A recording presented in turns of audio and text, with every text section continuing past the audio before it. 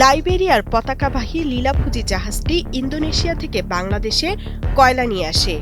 খালাসের আগে ঠিকই জাহাজ ভর্তি কয়লা দেখা গিয়েছিল, কিন্তু গত বুধবার ৩৪,০০০ টন কয়লা খালাসের পর থেকে দেখা যায় ২ ইঞ্চি বা ৫০ মিটার সাইজের কয়লার বদলে রয়েছে বিশাল সাইজের পাথরের খণ্ড এবং মাটি মেশানো গুঁড়ি। ২৩ সেপ্টেম্বর থেকে ২৬ সেপ্টেম্বর সকাল পর্যন্ত কেন্দ্রে খালাস করা ৬৩,৩০০ টন কয়লায় এমন ভেজাল পাওয়া যায়।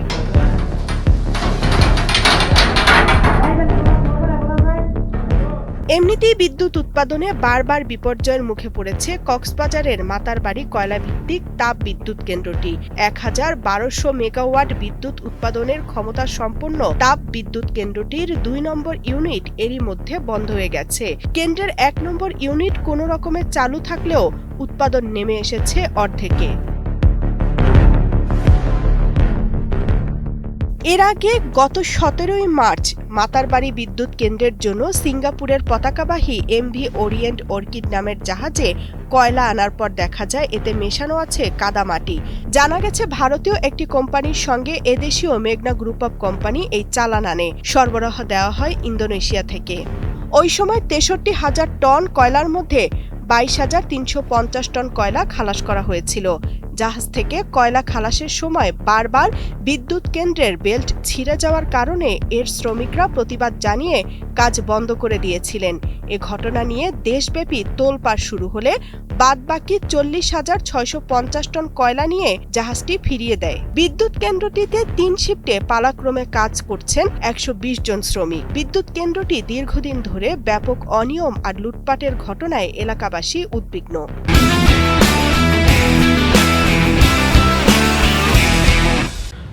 যেই ৬৪,০০০ টন কয়লা আসার কথা, সেখানে যখন ৩০,০০০ টন তারা লোড আনলোড করে, তখন তারা নিজেরাই দেখতে পেয়েছে যে এখানের মধ্যে বিভিন্ন বড় বড় পাথর এসেছে আসলে, এবং সেগুলো তারা পুনরায় ভেঙে নিজেরা একটা লিয়াজও মেনটেন করে সেটি আবার এখানে লোড আনলোড করার পায়তারা করছে। অনুমোদনও দিয়েছে বলে আমরা জানতে পেরেছি। এটি আসলে খুবই বিব্রতকর এবং এটি জাতীয় পর্যায়ে যে আমাদের বিদ্যুৎ উৎপাদন সেখানে বিরাট প্রভাব ফেলবে বলে আমি মনে করছি, এবং আমাদের জাতীয় অর্থনীতিতেও এই বাজেটের যেই কারচুপি এটি আসলে বড় ধরনের প্রভাব ফেলবে বলে মনে করছি। কয়লার পরিবর্তে বা কয়লার চেয়ে কাদামাটি এবং পাথরের সংখ্যাটাই বেশি। তো এখন সেখানে এক একটি পাথরের ওজন বলা হচ্ছে 40 থেকে 50 কেজির উপরে। তো এখন এই যে কয়লার সাথে যে বড় এত বিশাল বিশাল পাথর এসছে, সেটা যখন আনলোড করতে যায় তখন তাদের মধ্যে সেটি বিপত্তি বাধা দেয় এবং তারা সেই পাথর এবং কয়লা আনলোড করতে তাদের মধ্যে এক ধরনের বিঘ্নতার সৃষ্টি হয়। তো এই যে দেশের সম্পদ এভাবে লুটে ফুটে খাওয়া হচ্ছে, সাধারণ মানুষ সেটি তো দেখছে।